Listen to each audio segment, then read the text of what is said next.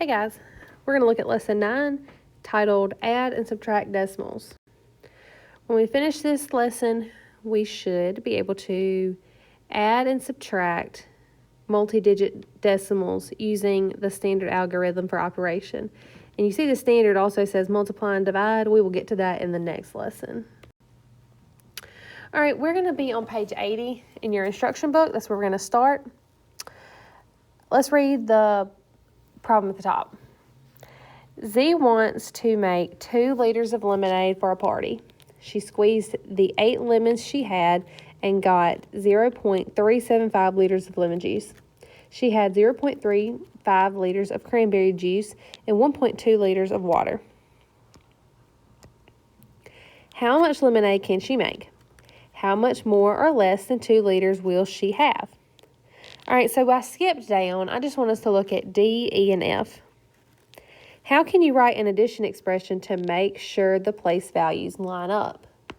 So whenever we are adding and subtracting decimals, if you're going to do it by hand, if you're not using your calculator and you're going to do it by hand, you have to make sure each place value is lined up.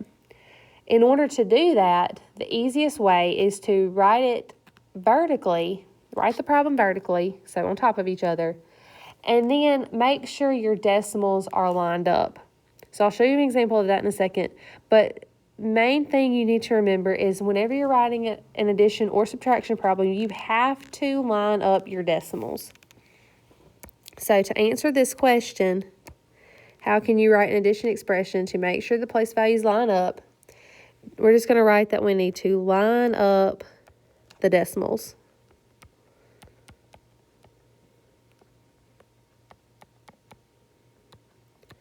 It's hard to write on this thing, so y'all are just going to have to forgive me. All right, E, write the sum that represents the total amount of lemonade. Now, I didn't save myself very much room on this slide, but I'm going to try to write this out for you where you can see.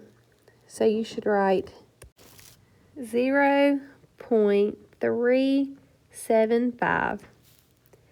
Then we're going to add 0.35. Now remember, we have to line up our decimals. 0.35. Now, see there's an empty space right here under this other 5. Fill in that space with a 0. It's like a little placeholder. It helps you keep your spot. And then we also have to add 1.2, and then we can add 2 zeros behind it. So I didn't leave a whole lot of room to answer this, but that's how you line up your decimals. Now, 5 plus 0, here, let me change this to my little pointer. 5 plus 0 plus 0, that's 5. 7 plus 5 plus 0, that's 12. So carrier 1, well, 3 plus 3 is 6, plus 2 is 8, plus 1 is 9. Put your decimal there, and then you got 1 over here. So sorry that it's a little messy, but let's see. All right, but it says write the sum that represents the total amount of lemonade. So we added all that up. Again, like I said in the last lesson, I want to make sure that you know how to do this on your calculator. So I want you to take a second and actually type this in your calculator. Type it in exactly how you see it. So you're going to type 0.375. Hit the plus sign. 0.35. Hit the plus sign again. 1.2. Now hit equals. That gives you your answer. Same answer we just got. 1.925. Okay? Then F says, how can you find the difference between that number and 2 liters? So the reason we're finding the difference between that number and 2 liters is because she said she wants to make 2 liters of pink lemonade. So we're just going to subtract. To find the difference between those two, we have to subtract the 2, and we have to still make sure we line up our decimals. So I'm going to change this to red.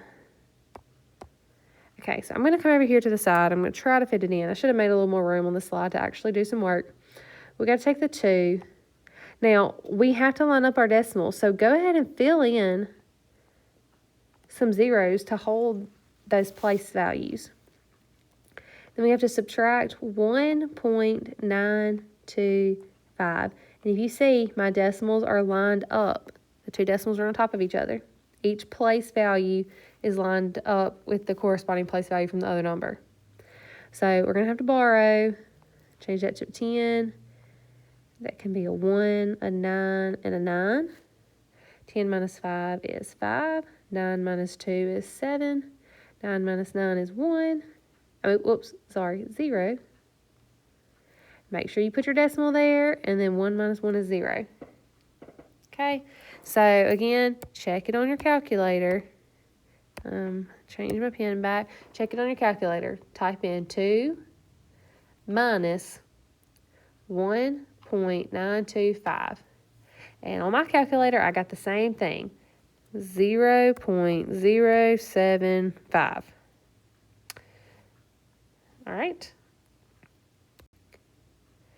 This same problem, this is on the next page in your book. This is on page 81. This is just a way for you to see that your decimals have to be lined up. This is a way to show you each place value, and then it fills in the numbers, like fills in zeros where it's an empty place value to hold that place value there for you. All right, let's turn the page and look at page 82. I'm going to read the problem at the top. Mara is going on a plane. She can't have a carry-on backpack that weighs more than 10 pounds. She weighed the items that she wants to pack on a sensitive scale. She has a book that weighs 5.142 pounds, a jacket that weighs 3.6 pounds, and a backpack that weighs 1.28 pounds. What is the total weight of those items? So as you can see, they lined up their decimals. They made sure each place value from each number is lined up. All the ones are lined up together. All the tenths places and their decimals are lined up. The hundredth places are lined up. There's only one number that has a digit in the thousandths place. But on the other numbers, they filled in those zeros to make sure they held their places. But again, you've got a calculator. I'm just showing you this so you know that whenever you do work a problem out by hand with a standard algorithm, you must line up your decimals. But if you type it in your calculator, here, I'll work it out by hand first, and then we'll check it with our calculator. So 2 plus 0 is 2. 8 plus 4 is 12. 6 plus 2 is 8, plus 1 plus another 1 is 10. 5 and 3 is 8. Then we got 9 and 10. All right, 10.022. Now I want you to type it in your calculator along with me. I'm going to put it in my calculator, double check, make sure we got it right. 5.142 plus 3.6 plus 1.28. And I did, in fact, on my calculator, get 10.022. All right, on the next page, on page 83, sorry, we're going to skip all the way down to number 8. I want you to take a second. I want you to read these problems. I want you to work them. You can even just type them in your calculator and get you the answer. So pause this, read it, work it, and then hit play to make sure you got the correct answer. All right, so Aaron's family has several gold items they want to melt down to make a gold bar. There is a spoon that weighs 124.414 grams, a broken necklace that weighs 108.86 grams, and an earring that weighs 15.5 grams. How much is the total weight of the gold? So you should have typed it in your calculator, and hopefully you got 248.774 grams. Again, I apologize for how difficult this is to write on. All right, next one. Take a second, read this. So pause the video, work this problem, and then hit play to see if you get it correct. All right, Nikki is trying to drink 2.5 liters of water a day. She drank 0.878 liters before or after breakfast, 1.2 liters after lunch, and 0.75 liters before dinner. How much did she drink altogether? Hopefully you type this in your calculator. Hopefully you got 2.828 liters.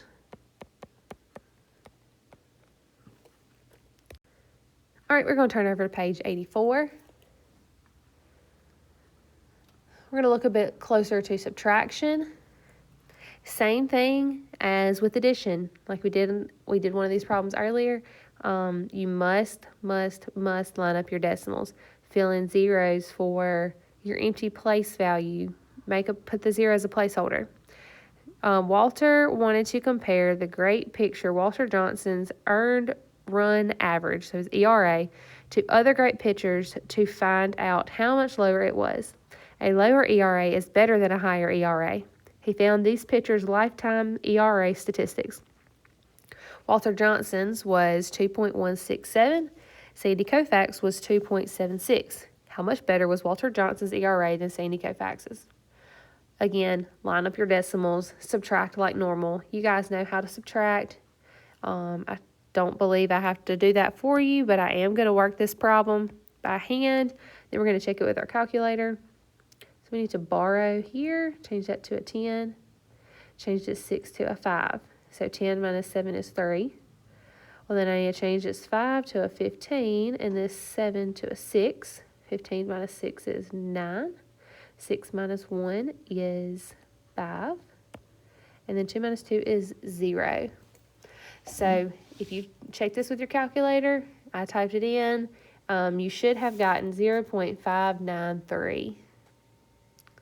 All right, let's look over at 85, number 17 and 18.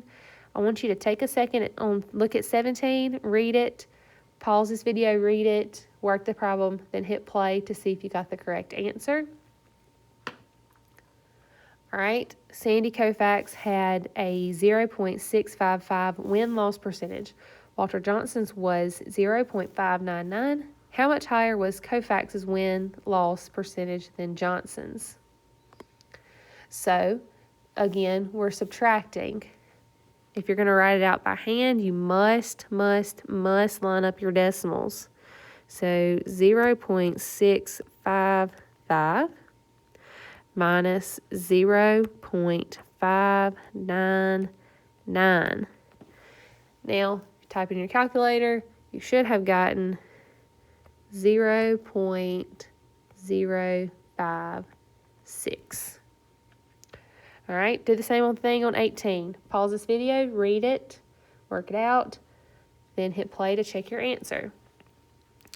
All right, Tyrone needs to take 4.5 milliliters of cough syrup, but only has 2.745 milliliters. How much more does he need for a full dose? All right, hopefully you lined up your decimals correctly. 4.5 minus. Now, I've got 2.745. My decimal must be lined up. And my 2 must go under my 4. My 7 must go under that 5. Then I've got a 4 and a 5. So above it, fill in that placeholder. You have to if you're going to borrow. Which here you would have to if you worked it out by hand. Hopefully you got that looks kind of like a 7, 1.755 milliliters. Let me spell that correctly.